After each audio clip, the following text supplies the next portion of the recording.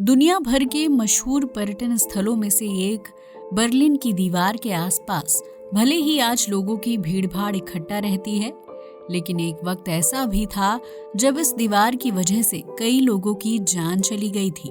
दरअसल बर्लिन की दीवार जर्मनी के बंटवारे को लेकर बनाई गई थी, लेकिन यहाँ सवाल खड़ा होता है कि आखिर जर्मनी का बंटवारा क्यों हुआ था और ऐसी क्या नौबत आ गई थी कि देश को बांटने के लिए दीवार को खड़ा करना पड़ा था, जबकि कुछ सालों बाद ये दीवार टूट गई और आज सिर्फ इसके कुछ अवशेष जर्मनी में हैं। जानेंगे बर्लिन की दीवार से जुड़ी वो रोमांचक कहानी जो आपको इतिहास के खतरनाक दौर में वापस लेकर जाएगी। बर्लिन की दीवार क्यों बनी?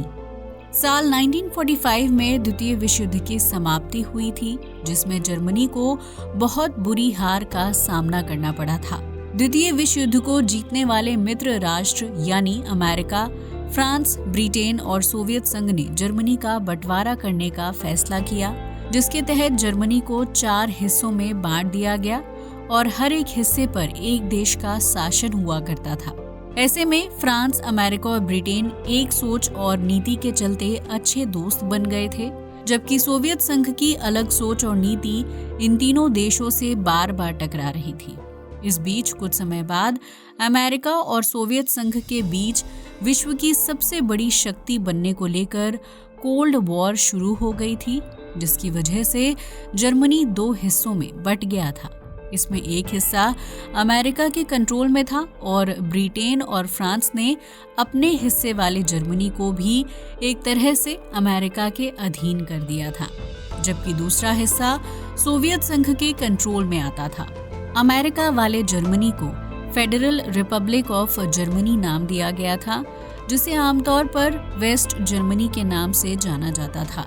वहीं सोवियत संघ वाले जर्मनी को जर्मन डेमोक्रेटिक रिपब्लिक नाम से जाना जाने लगा, जो ईस्ट जर्मनी में पड़ता था। अमेरिका वेस्ट जर्मनी को आगे बढ़ाने के लिए खूब पैसा लगा रहा था, ताकि कोल्ड वॉर में सोवियत संघ को पछाड़कर विश्व की सबसे बड़ी महाशक्ति बन सके।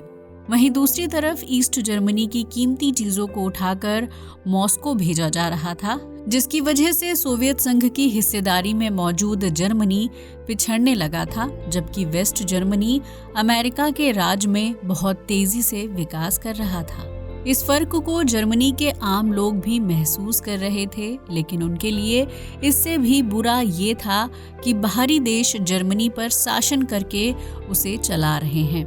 इस दौरान ईस्ट और वेस्ट जर्मनी के बीच कोई बॉर्डर नहीं था, जबकि दोनों हिस्सों के नागरिक एक दूसरे के घरों, दुकानों और रेस्टोरेंट में आवाजाही कर सकते थे।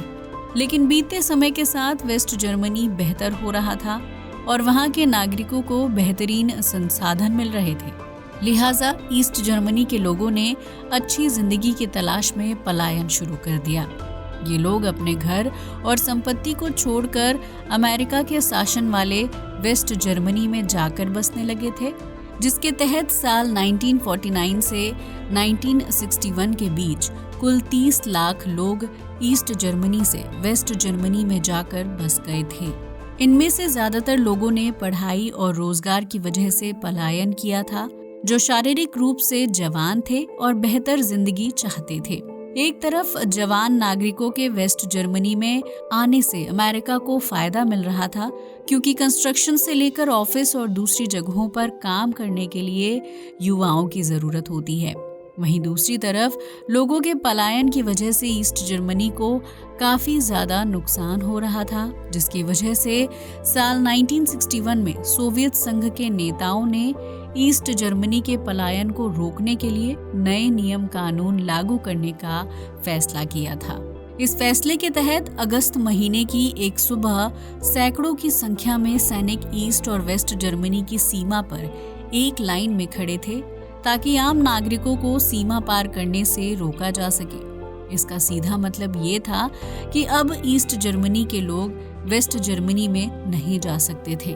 ठीक इसी तरह वेस्ट जर्मनी के लोग ईस्ट जर्मनी में नहीं आ सकते थे। इससे पहले कि जर्मनी के लोग कुछ समझ पाते, सोवियत संघ के जवानों ने ईस्ट और वेस्ट जर्मनी के बीच एक सीमा बनाकर तैयार कर दी, जिसके तहत सीमा को तार बाड़ के जरिए पूरी तरह से बंद कर दिया था। हालांकि इस सीमा को बंद करने के बावजूद भी ईस्ट जर्मनी के लोगों के पास वेस्ट जर्मनी जाने का एक रास्ता था, जो जर्मनी की राजधानी बर्लिन से होकर जाता था। जब जर्मनी का बंटवारा हुआ तो आधिकारिक रूप से बर्लिन सोवियत संघ के हिस्से में आया था, क्योंकि वो ईस्ट जर्मनी में है। लेकिन अमेरिका बर्लिन को छोड़ने के लिए तैयार नहीं था, इसलिए बर्लिन के भी 2 हिस्से किए गए। इसमें ईस्ट बर्लिन ईस्ट जर्मनी का हिस्सा था, जबकि वेस्ट बर्लिन वेस्ट जर्मनी के हिस्से आया था। हालांकि बर्लिन में रहने वाले लोग कहीं भी आने जाने के लिए आजाद थे और उन्हें ईस्ट या वेस्ट बर्लिन का बंटवारा रोक नहीं सकता था। ईस्ट जर्मनी में रहने वाले लोगों ने वेस्ट जर्मनी जाने के लिए बर्लिन का इस्तेमाल करना शुरू कर दिया था। वो पहले ईस्ट बर्लिन आते थे और फिर वेस्ट बर्लिन में प्रवेश करके वेस्ट जर्मनी में जाकर बस जाते थे। उस दौर में ईस्ट बर्लिन से वेस्ट बर्लिन के लिए सीधी ट्रेन जाती थी, लिहाजा लोग इस ट्रेन का इस्तेमाल पलायन करने के लिए करने लगे थे। सोवियत संघ के नेताओं के लिए नई मुसीबत खड़ी हो गई थी, लिहाजा सरकार ने फैसला किया कि ईस्ट और वेस्ट बर्लिन के बीच एक दीवार को खड़ा कर दिया जाएगा। ये दीवार बर्लिन के बंटवारे की निशानी होगी और इससे ईस्ट जर्मनी के लोगों को वेस्ट जर्मनी में पलायन करने से रोका जा सकता था। इस दीवार को बर्लिन की दीवार नाम दिया गया था, जो 155 किलोमीटर लंबी थी और इसकी ऊंचाई 13 फीट रखी गई थी। बर्लिन की दीवार सिर्फ एक दीवार नहीं है, बल्कि ये 2 दीवारों का मिला जुला रूप है। एक दीवार ईस्ट बर्लिन से खड़ी की गई थी और दूसरी दीवार वेस्ट बर्लिन से बनाई गई थी, जबकि इन दोनों दीवारों के बीच 100 मीटर की खाली जगह छोड़ी गई थी। जर्मनी के लोग इस जगह को डेथ ट्रैप कहते थे, ताकि अगर कोई व्यक्ति गलती से भी दीवार पार करके दूसरी तरफ जाने की कोशिश करेगा तो वो इस 100 मीटर की खाली जगह में फंसकर मर जाएगा।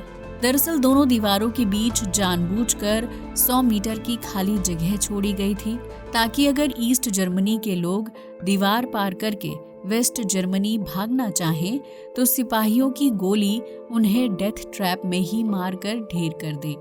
बर्लिन की दीवार के पास सिपाही दिन रात पहरा देते थे, जिन्हें दीवार पार करके भागने वाले व्यक्ति को तुरंत गोली मारने का आदेश दिया गया था।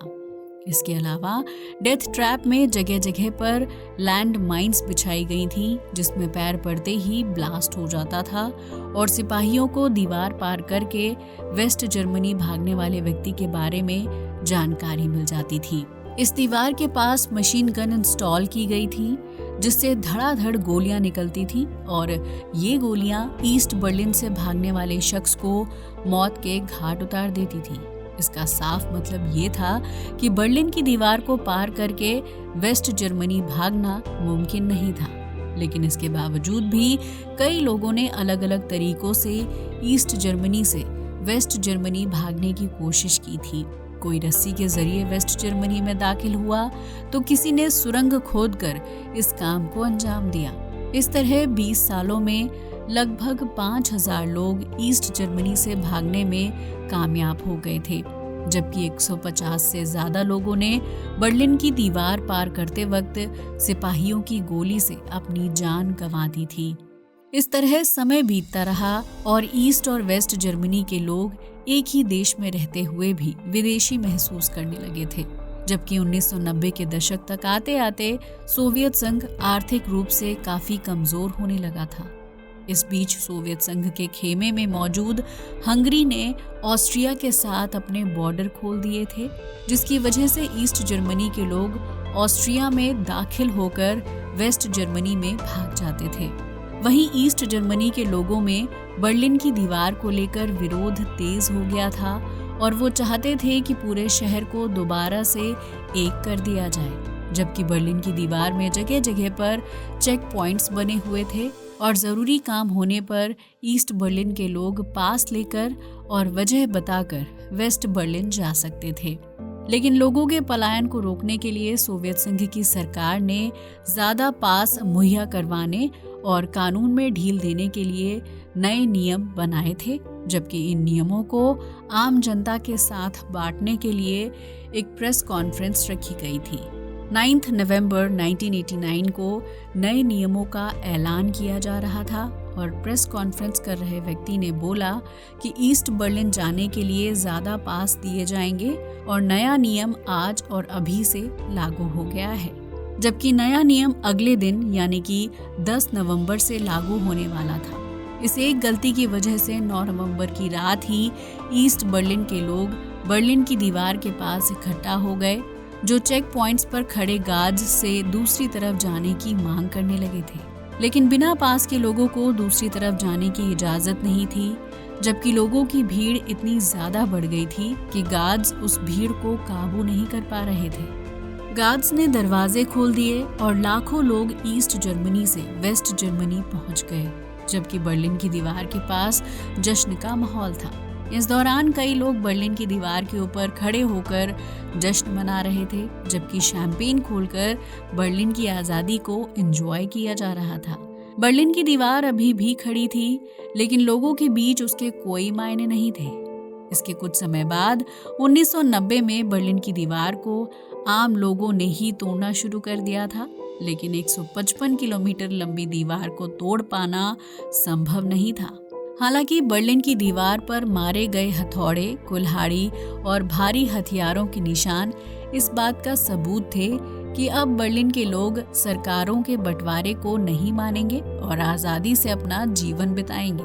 वहीं बर्लिन की दीवार गिरने के लगभग 11 महीने बाद ईस्ट और वेस्ट जर्मनी का विलय हो गया था, जबकि इसके कुछ समय बाद ही सोवियत संघ का विघटन हो गया और अमेरिका विश्व की सबसे बड़ी महाशक्ति के रूप में उभर कर सामने आया था।